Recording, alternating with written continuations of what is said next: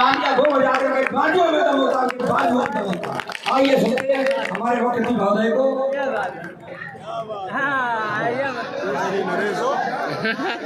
सभी लोग शांति बना के रखें, सभी शांत हो जाए, ध्यान से सुने। धन्यवाद। सर्वप्रथम गौरांग सागर तथा गौतम बुद्ध सामाजिक परिवर्तन के गुरुदूत, शिक्षा के जनक महात्मा ज्योतिबा फुले, आरक्षण के जनक कुर्मी राजा छत्रपति साहू जी महाराज, भारतीय संविधान के रचयिता, बौद्ध सत्व, भारत रत्न परम पूज्य बाबा साहब डॉक्टर भीमराव अंबेडकर, दलितों, पिछड़ों, गरीबों, मुस्लिमों और आदिवासियों राजनीति की मुख्य धारा में लाने वाले वाम से DS4 बहुजन समाज पार्टी के संस्थापक मान्यवर श्री कांशीराम साहब एवं बहुजन समाज में जन्मे उन तमाम संतों, गुरुओं और महापुरुषों के चरणों में श्रद्धा के समन अर्पित करते हुए साथी बहन कुमारी मायावती जी को अपना आदर्श नेता मानते हैं, जिन्होंने मुझ जैसे गरीब कार्यकर्ता को इस देश के सबसे बड़ी पंचायत में राज्यसभा में सांसद बना के भेजा। उसके लिए माया बहन जी को कोटि कोटि आभार भी रखते। और आज सभानगर की इस चुनावी सभा में जिनके लिए आज आप सभी लोग यहाँ पर एकत्रित हुए अपने समर्थन के लिए, इस चुनावी सभा में जिनको मारिया बहन जी ने अपना आशीर्वाद दिया है, वो आपके बीच में सोनी राम ठाकर जी खड़े, और सोनी राम ठाकर जी को मारिया बहन जी ने आशीर्वाद दिया और कहा है कि इनको हाथी पे बैठा करके भोपाल ये संदेशा लेकर के मैं आपके बीच में बहन जी ने कहा है, इस संदेशा भेजा है कि मेरी बहनों से बोल देना, मेरे भाइयों से बोल देना, इस बार मुरैना के 6 विधायकों को हाथी पर बैठा के भोपाल भेजोगे। मुझे पूरा यकीन है आज पूरे देश की मीडिया, मध्य प्रदेश के बड़े से बड़े नेता बहुजन समाज पार्टी से डरे हुए हैं और बोल रहे हैं, अरे इस बार लग रहा है बिना BSP के कोई सरकार, और जब BSP के बिना कोई सरकार नहीं बनेगी तो भोपाल की विधानसभा का ताला की चाबी BSP के पास होगी और ताला हम ही खोलेंगे। विधानसभा में घुसने के लिए ताला हाथी ही खोलेगा और आप सब जैसे यहाँ पर भारी संख्या में इकट्ठा हुए और ये ताकत बनाए रखना, और ये ताकत एक बार फिर से आपको 14 नवंबर को भी दिखानी है, जब माया बहन जी मुरैना में आने वाली है, 14 तारीख को आने वाली है और उस दिन भैया दूज भी। तो बहन जी ने कहा मैं भैया दूज के दिन जाऊंगी, मैं अपने भाई और बहनों से मिलने के लिए। अभी हमें इतिहास लिखना है और हमने मारिया बहन जी से कह दिया, बहन जी साल मध्य प्रदेश की धरती है मुरैना, जो बोली जाती है ये बहुजन समाज पार्टी की ताकत है।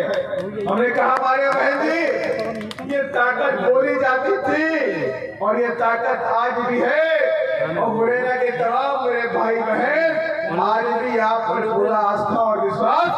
रखते हैं, कहीं से उनके विश्वास में कोई कमी नहीं आई और वो ताकत बढ़ती जा रही है। और इस बार तो मुझे ऐसा लग रहा है बहन जी,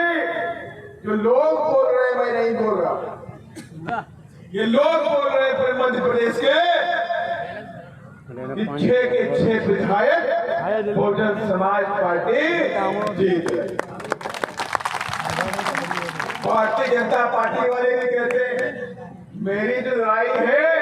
वो BSP से, बोलते नहीं बोलते, मेरी लड़ाई BSP से है, कांग्रेस वाले ही बोलते हैं कि मेरी लड़ाई बीएसपी से, लेकिन बीएसपी क्या बोल रही है? अरे मेरी लड़ाई ना बीजेपी से है ना कांग्रेस से है, मेरा हाथी भोपाल की तरफ कूच कर चुका है, अब ये रुकने वाला नहीं है। और मैं कहना भी चाहता हूँ, आप सब लोग जितनी भारी संख्या में निर्माताएं, बहनें, युवा, पिता तुल्य बुजुर्ग आए हुए हैं और मंच पे मेरे सम्मानित साथी में बैठे हुए। सम्मानित साथी मैं इसलिए बोल रहा हूँ कि लंबी लिस्ट है, का नाम होगा तो उसमें जाएगा, ये मेरे जाबाज से पाएगा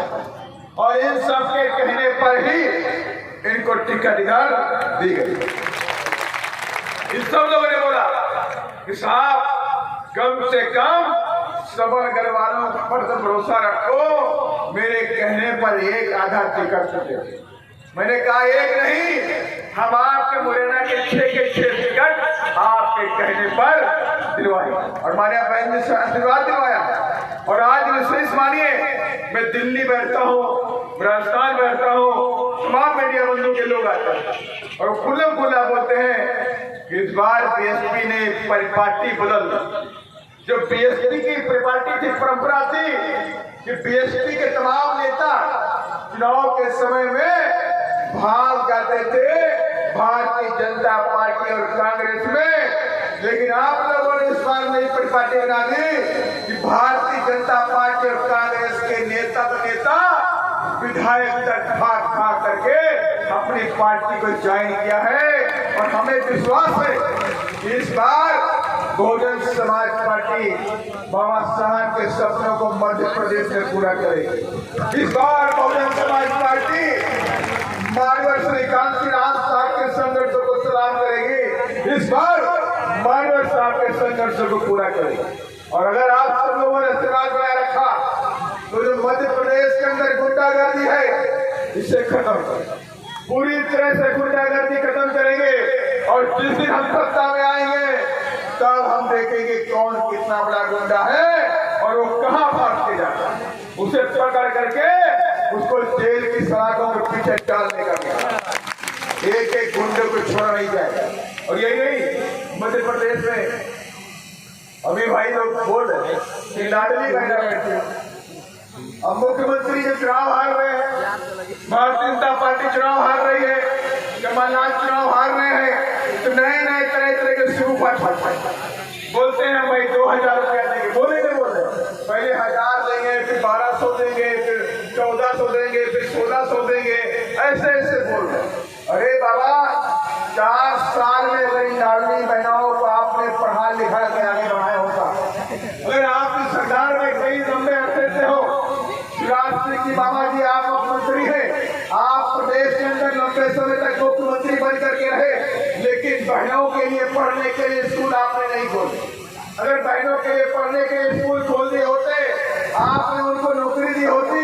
उनको शिक्षक बनाया होता, बाबू बनाया होता, तो लाडली बहना आपको योजना को लागू करना नहीं पड़ता। ये अपनी बहना है, ये हमारी बहनें पढ़े लिख करके अपने दम पे खड़ी हो जाती और बड़े बड़े अधिकारी बन के, बाबू बन के, कलेक्टर बन के अपने परिवार, अपने समाज का भला कर लेती। लेकिन आप लोगों ने स्कूल बंद कर दिए, मुख्यमंत्री जी ने तमाम स्कूल बंद कर दिए, जहाँ पे गरीबों के बच्चे पढ़ते थे स्कूल बंद कर दिए। कहा ये बच्चे पढ़ेंगे नहीं तो हमारे पेटे बढ़ जाएंगे, 1000 रुपया देंगे बड़ा खुश हो जाए, 1200 रुपए देंगे बड़ा खुश हो जाए, 1500 रुपए देंगे बड़ा खुश हो जाए। तो एक दिन मैं सुन रहा था, एक ऑडियो वायरल हुआ,